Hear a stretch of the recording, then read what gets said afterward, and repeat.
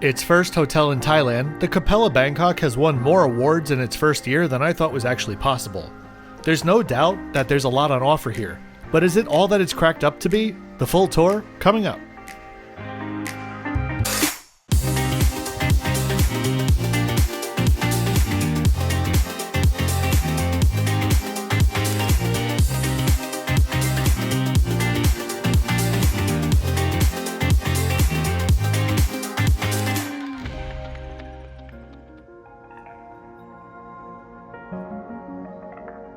There are some things that I really enjoy about the Capella Bangkok, and some things that just really didn't live up to the hype. But I have to say, the biggest mistake here was putting it right next to the equally new Four Seasons Bangkok, which is spectacular. The Four Seasons isn't the one winning all of the awards though. First off, a super quick look at the neighborhood. The Capella is in the southern area of downtown Bangkok and a 30 to 40 minute drive from either of the two airports. There's a river shuttle that can take you to the closest BTS station or to Icon Siam. And in a pinch, there's a 7-Eleven and a Starbucks just a stone's throw away. Located in the Chao Phraya estate along its namesake river, the Capella shares the property with the Four Seasons and the Four Seasons residences.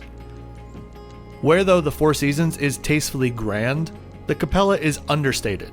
I mean understated. So much so that you have to wonder if something might be missing.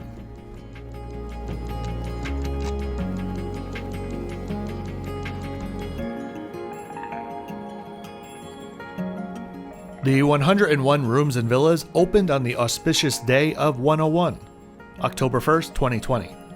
Since then, Capella Hotels has been named Travel + Leisure's second best hotel brand in the world, twice, and also named the Capella Bangkok as the fourth best hotel in the world.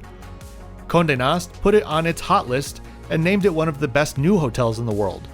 And it's the second best new urban hotel for National Geographic. I think you might be starting to see a pattern here. Capella Hotel Group is owned by Pontiac Land, a property development company in Singapore with about $12 billion in assets. While the first Capella opened in Singapore in 2009, it's only in the past 5 years or so that they've elevated their name to the top, thanks in part to their unique properties in Bali, Sanya, Hanoi, and now Bangkok. With a total of 9 hotels either open or opening soon, it is still a small brand, but with quite the vision.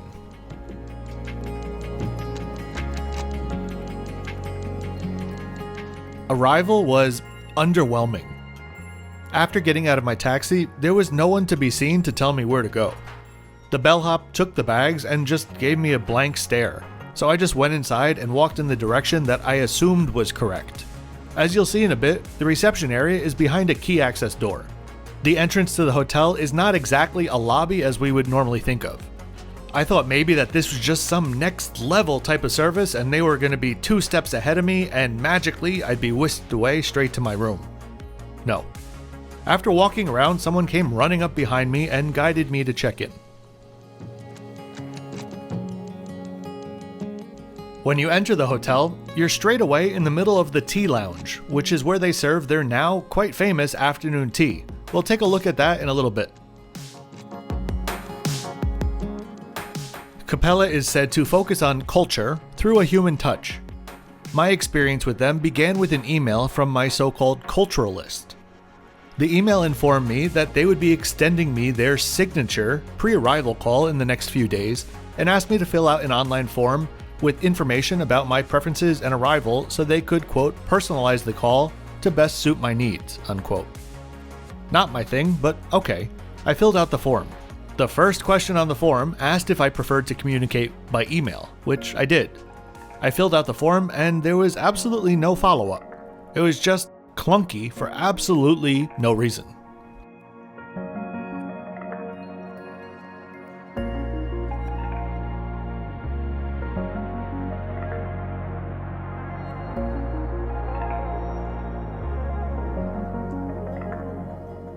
Then, past this key access door, and to the left is the living room, their name for the reception area.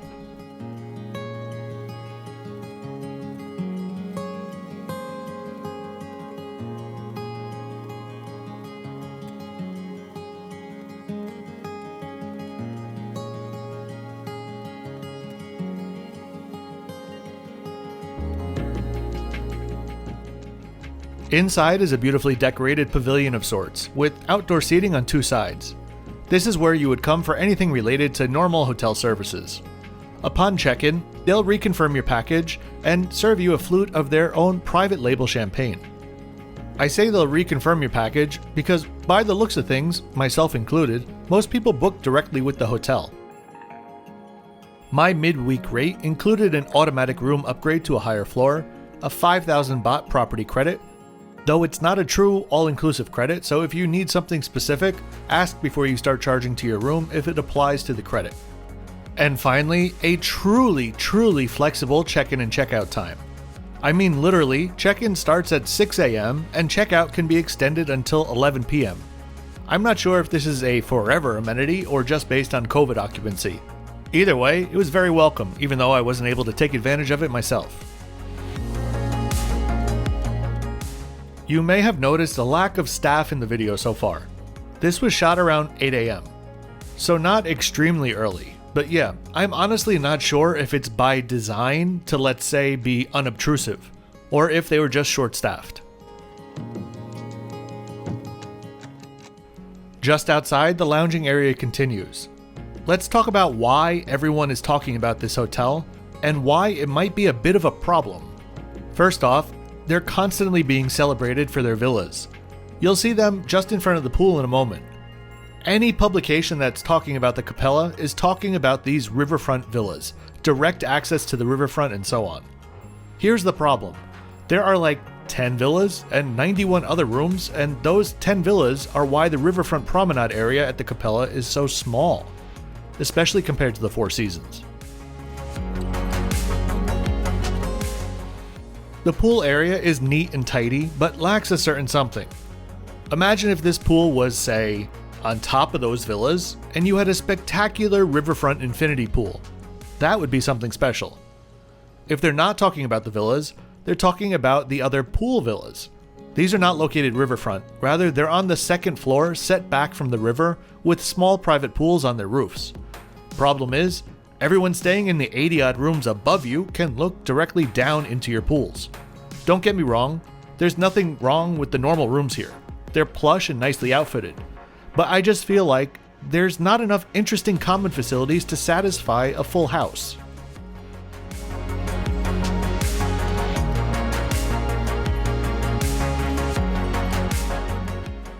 Walking down these stairs takes us to the villa entrances, and like the rest of the common areas, is behind a keycard access gate. I will say, discretion and privacy is done well here.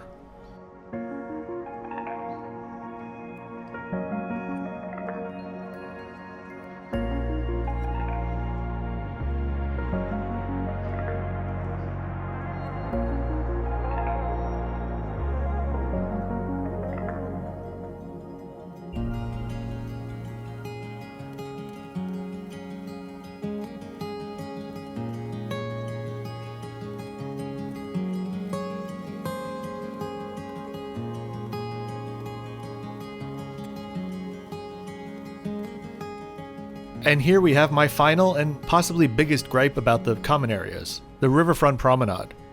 If you haven't seen my full tour of the Four Seasons just next door, please check that out to see what this area could have been like. But here at the Capella, it's just a blank lawn space, and a muddy one at that. As I was about to check out, they started setting up high tops, which is presumably the primary intent for the space, renting it out for cocktail parties and the like.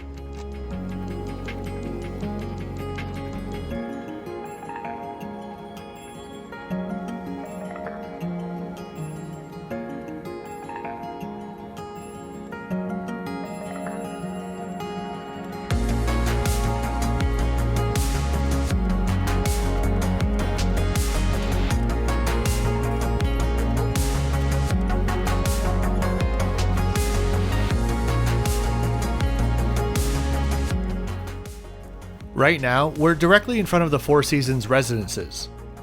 This is where the river shuttle, shared by both hotels, departs from, and presumably another beautiful space for cocktail parties or a small wedding perhaps.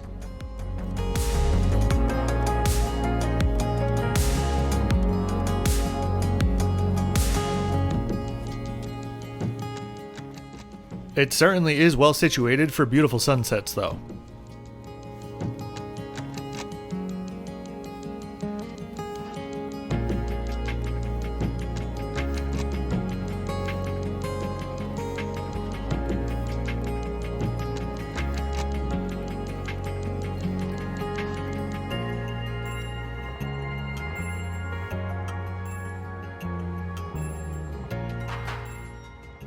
Next up, we have one thing that I would certainly return to the Capella for: afternoon tea. This is not usually my thing, but it's the third thing that everyone is talking about. Opening during COVID certainly turned things on their heads, and I would say this afternoon tea is where a huge amount of their social media coverage comes from.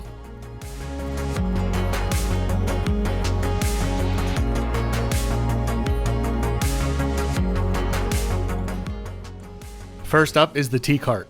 You can select from the written menu, or they're happy to explain all the different teas to you. I went with an aged Bai Mudan white tea with a 2010 vintage.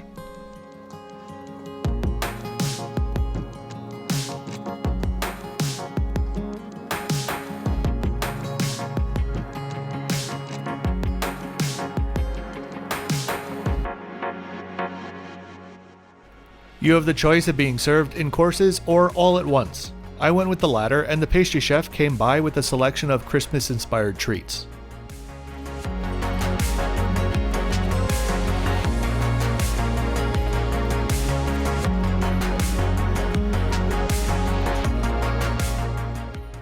Here's a look at the holiday menu on that day.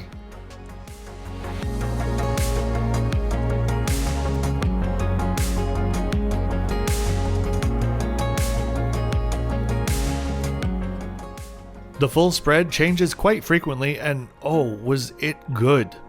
Highlights for me were the smoked tuna tartare, chestnut mandarin and cinnamon Christmas tree, and the best thing on the table was actually an off-menu piece of stollen, which alone almost made spending Christmas in quarantine in Vietnam totally worth it. The normal price is 3,000 baht for 2 people, but they're happy to have that if you're on your own and just looking for a treat.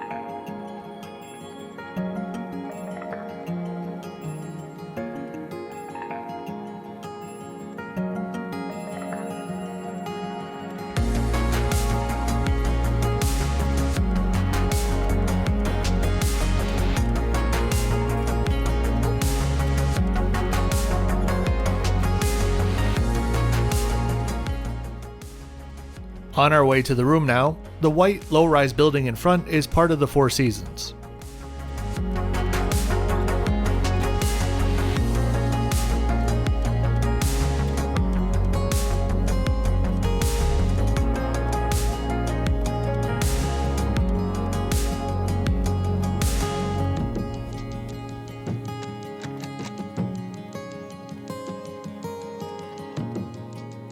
And here we are at my premium riverfront room number 802.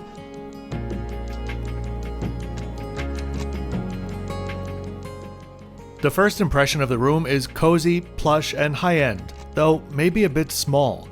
The room itself as a whole isn't small, but there's such a large amount of space devoted to the balcony and the closet that it does feel smaller than expected, especially in the bathroom.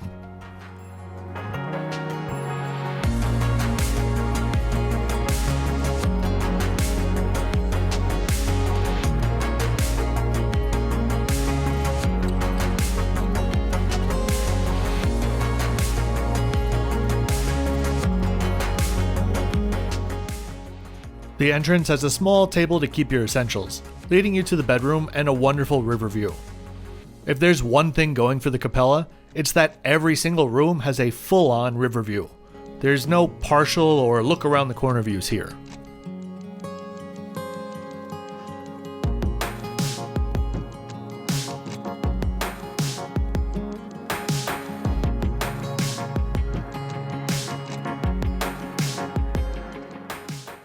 The custom leatherish wrapped Nespresso machine was a very nice touch in the bar area.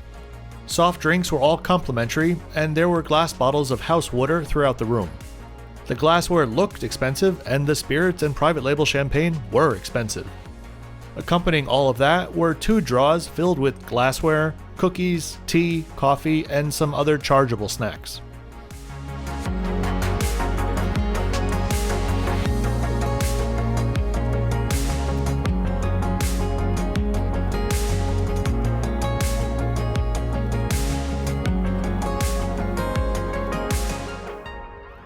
All switches next to the bed were well labeled, though the curtain buttons were only on the other side. Universal outlets and USBs were on both sides. With the exception of the headboard and the mirror facade, which felt a bit cheap, all of the materials in the room were solid and upmarket as they should be.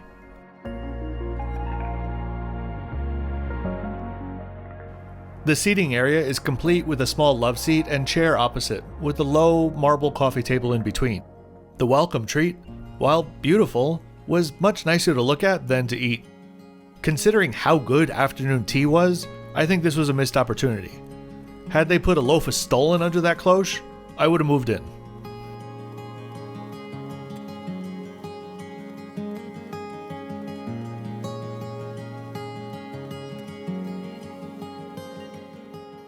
Behind is a working desk with plenty of hidden outlets, which do actually fit a MacBook brick. Most places in my experiences are just too tight. And then we have this glass bottle or vial of spray sanitizer in an ill-fitting container. Honestly, I thought this was a bit silly and not too practical.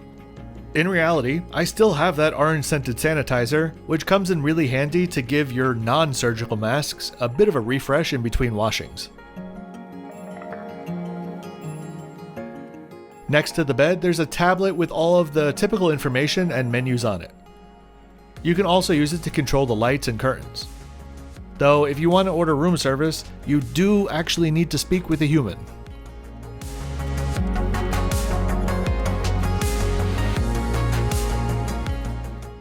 The balcony. Do not get me wrong, it is incredible to have a riverfront balcony, but it's too big. Just put a few chairs and a bistro table out here and give the rest of that space back to the bathroom. Just my humble opinion. I tried to outsmart the flashing lights to show off this piece of art that I actually really liked, but the lights still won.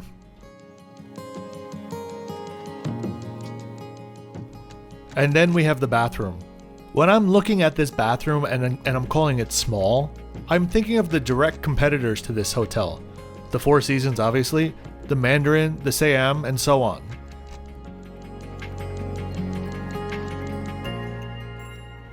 The toiletries by Étoile de Siam were out of this world good, and all of the other amenities were high quality and very neatly stocked. And while I might not be fancy enough to know that this was actually a thing, I very much enjoyed the bath tea.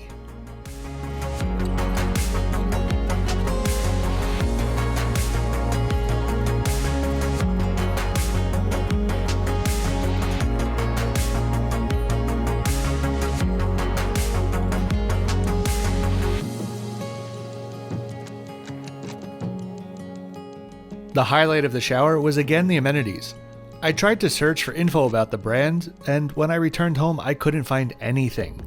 I thought maybe it's their own private label, and as I was recording this script, I realized Étoile means star. Capella's logo is a star. I guess I just put 2 and 2 together there.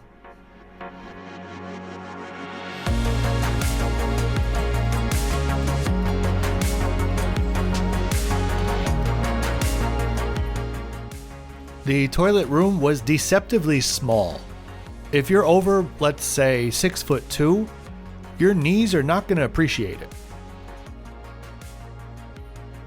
There are also wooden blinds that can be lowered for total privacy.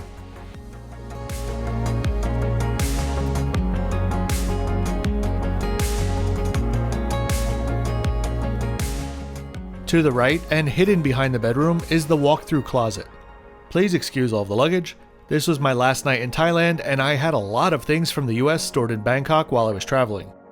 Amazon and I have a very close relationship. As you can see, there is plenty of space for suitcases, hanging items, and folded garments.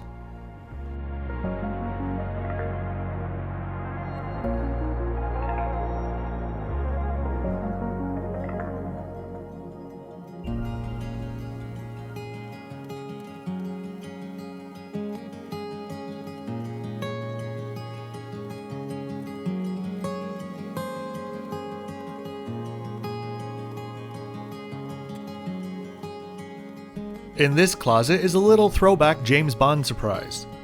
There's a pass-through service door in here that, for times when you need laundry picked up or documents dropped off, and you simply cannot bring yourself to open the door, the staff can access it without you. One huge flaw in the room though, plumbing noise. I'm not sure if it was from the room next to me or above, but when someone takes a shower or fills up the tub, I guess, it literally sounds like it's in your room. For comparison, this is the full original sound without the noise. And this is when someone turns the water on.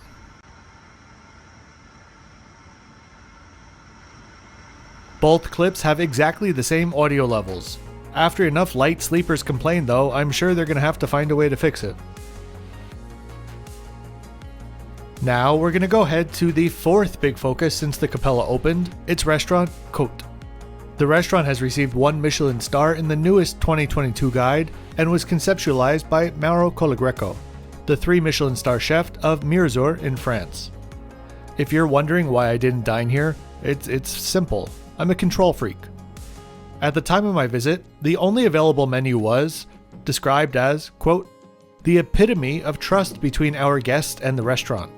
This menu offers you the luxury of choosing not to choose, allowing our chef to present the best of his art, end quote. Starting at 4,100 baht, that is simply a concept that's not up my alley, but I understand why others would enjoy it.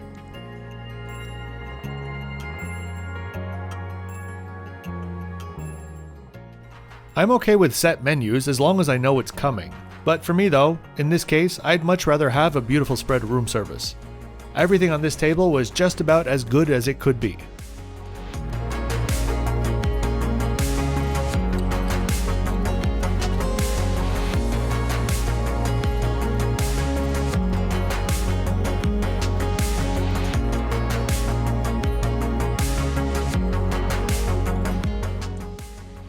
Turndown service was complete with this teeny tiny woven ball, without any explanation.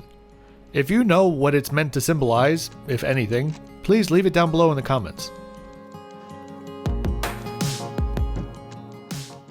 So at the time of publishing this, Test and Go is now back up and running, but it was still a very new concept when this was filmed, and it was great to see the river come back to life after so long without the tourist boats going up and down. And then, because someone wanted to give me a heart attack, fireworks started directly in front of the hotel. A 4-minute show, I assume for the birthday of the very important person on that boat.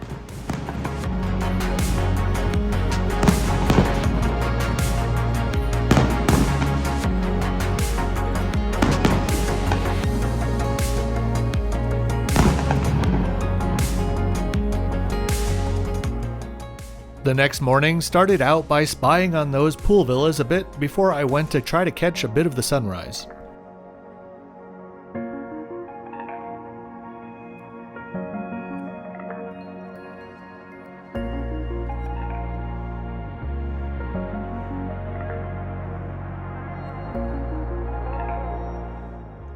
At 6:30, the hotel was extremely quiet, which gave us the opportunity to marvel at what might be the world's most depressing designer Christmas tree.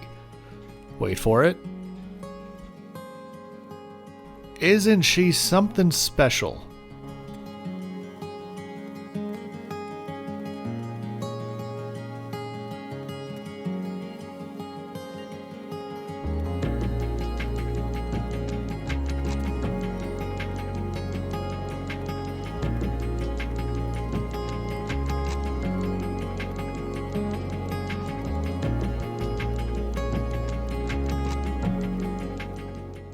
Now we're heading to Phra Nakhon for breakfast.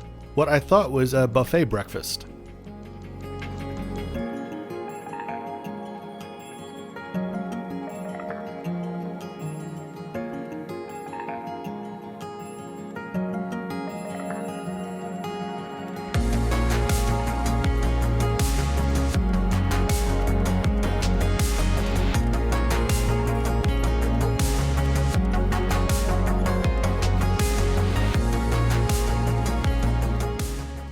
The disappointment started off when I noticed that there was not actually a buffet at all, though we can see that that's clearly what the room was designed for. The only thing on offer was a very small collection of breads. Everything else is a la carte. I will say, that's absolutely not a problem for me inherently, as long as the food is good, right?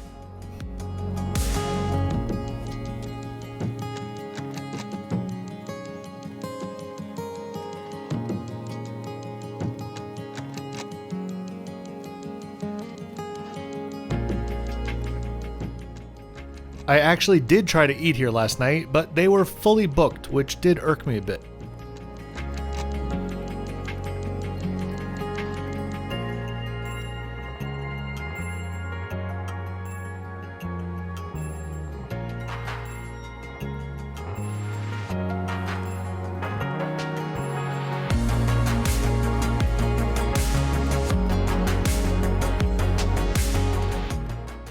I grabbed a table riverside and started off with an incredible granola, which for some reason wasn't actually on the menu, which was extensive. There were not one, not two, but 3 types of eggs Benedict on offer. I ordered 2 of them, and here's what came. I called over the server and showed the broken sauce. I tried to explain, but they just didn't understand.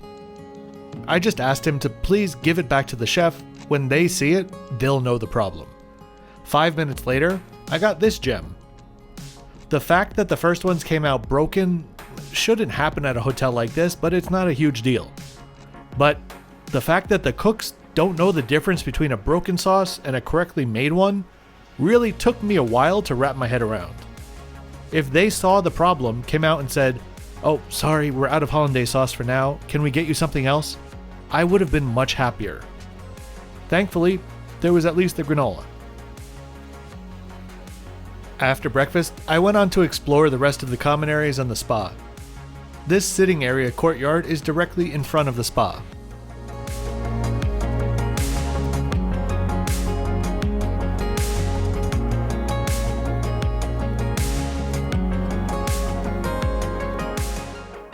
To say that the spa's atmosphere was serene and relaxing would be a massive understatement. From the scent, to the music, to the furniture, every square inch in here was curated beautifully.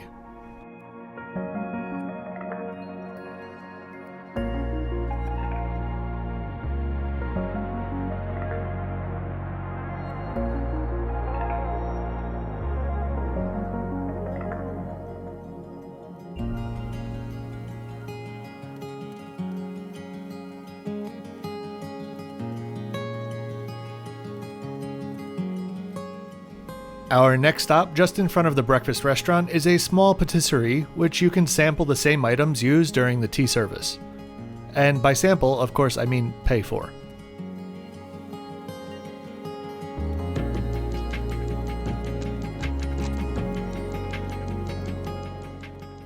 There was also a small gift shop that seemed to have appeared out of nowhere.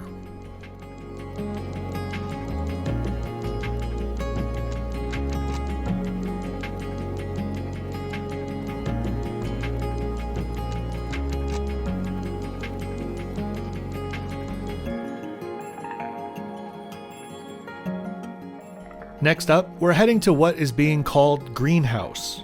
I mistakenly thought it was a venue of sorts, but it's more along the lines of an herb garden.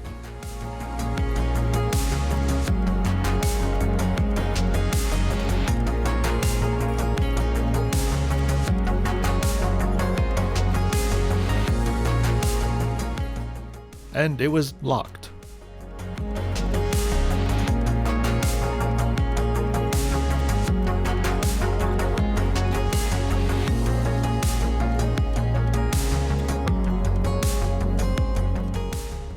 Our last stop today is the fitness center, which is just adjacent to the spa.